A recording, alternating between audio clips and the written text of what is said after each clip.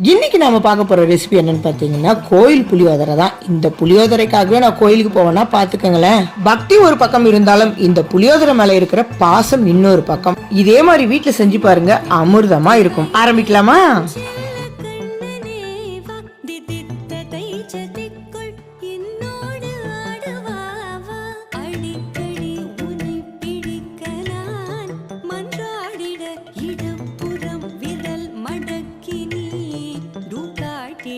என் கண்ணனே வாடாவா விஷம கண்ணனே